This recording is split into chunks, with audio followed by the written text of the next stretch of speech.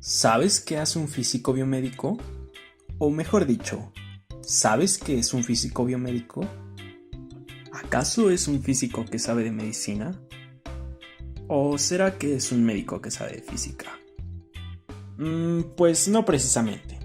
Un físico biomédico es un profesional que gracias a sus conocimientos en física, instrumentación, anatomía y fisiología del cuerpo humano, así como por su formación interdisciplinaria, es capaz de aplicar sus conocimientos en ámbitos tan diversos como adquisición, procesamiento y optimización de imágenes para diagnóstico clínico, labores de seguridad y protección radiológica, modelación de sistemas biológicos, diseño e instrumentación de prótesis bidireccionales.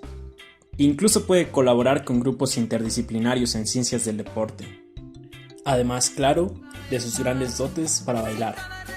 Por cierto, ¿alguna vez te has preguntado por qué distinguimos entre sonidos graves y agudos? ¿Por qué cuando viajamos en carretera sentimos que se nos tapan los oídos? ¿Cómo es que funcionan nuestros oídos?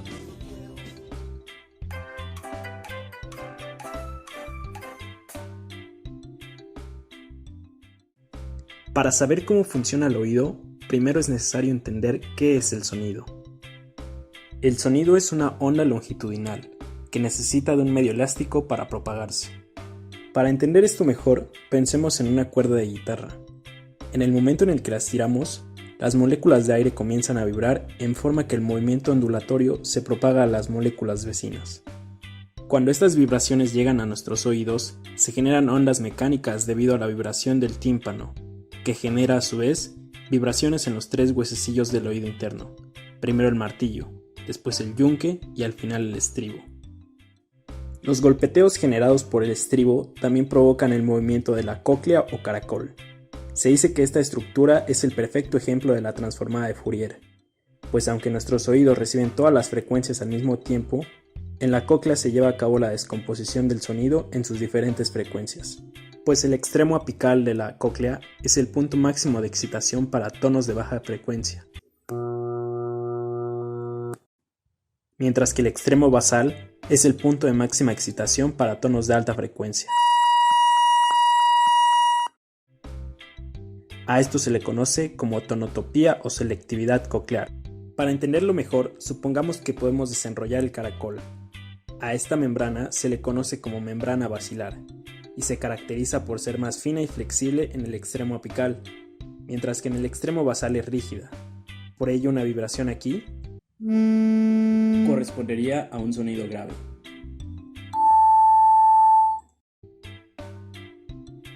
Y en este punto, a un sonido agudo.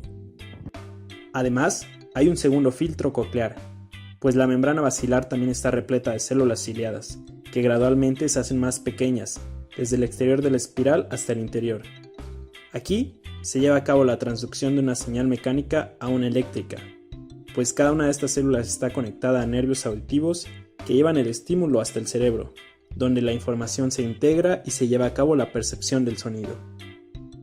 Como verás, el oído es un órgano muy importante y complejo, ya que incluso su forma es determinante para maximizar la cantidad de sonido que recibimos, pero minimizando los efectos de presión que llegan a nuestros tímpanos. Por ello, debes tener mucho cuidado cuando se trata de tus oídos, principalmente si practicas buceo. Cuando una persona bucea, la presión parcial de nitrógeno en el aire que respira aumenta. Estos niveles de nitrógeno aumentarán conforme se descienda más o se permanezca más tiempo sumergido. A esta diferencia de presión parcial en un gas, entre dos lugares, se le conoce como gradiente de presión, y si se mantiene bajo, genera en fluidos en movimiento, como la sangre, pequeñas burbujas de nitrógeno que no representan una amenaza, pues fluyen en el cuerpo hasta llegar a los capilares pulmonares, donde son expulsados al exhalar conforme se sube a la superficie. Sin embargo, si el gradiente es alto, puede ser peligroso, si se sube demasiado rápido o se permanece demasiado tiempo en la profundidad, ya que los niveles ahora saturados de nitrógeno en el cuerpo pueden formar grandes burbujas en los tejidos y en la sangre, al expandirse rápidamente, bloqueando el flujo sanguíneo en vasos estrechos, empeorando el problema al no poder llevar el nitrógeno a los pulmones para expulsarlo, formando burbujas más grandes. no solo en la sangre, sino también entre los tejidos, particularmente en los tejidos acuosos, como los ligamentos y las articulaciones, comprimiendo las células nerviosas y provocando un dolor intenso. Además, como el sistema inmunológico no reconoce a las burbujas, las ataca, formando plaquetas a su alrededor, provocando bloqueos adicionales. A esta condición se le llama enfermedad de descompresión. Hay dos tipos de enfermedad por descompresión. La tipo 1, donde las burbujas suelen estar debajo de la piel, apareciendo como manchas rojas por lo general en los hombros y el pecho. Sin embargo, si las burbujas están en una articulación o un ligamento, uno debe acudir al médico, ya que estas burbujas pueden agrandarse y seguir moviéndose. En algunos casos, llegan a convertirse en una enfermedad de descompresión tipo 2, la cual es grave y puede provocar la muerte, ya que las burbujas de nitrógeno comienzan a interferir con el funcionamiento del sistema nervioso central. En raros casos, las burbujas regresan al corazón desde los pulmones y son bombeadas a las arterias y al cerebro.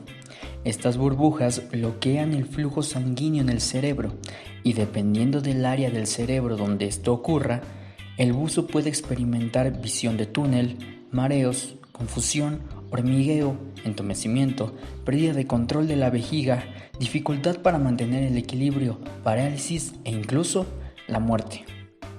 Las burbujas pueden tomar distintos tiempos para desarrollar signos y síntomas de enfermedad por descompresión.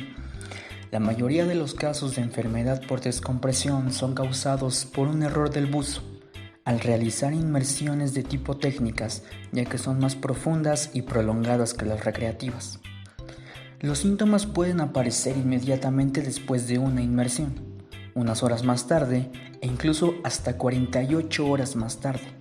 Los síntomas a menudo empeoran lentamente debido a que las burbujas se agrandan y luego fluyen lentamente a lugares donde bloquean pasos sanguíneos importantes.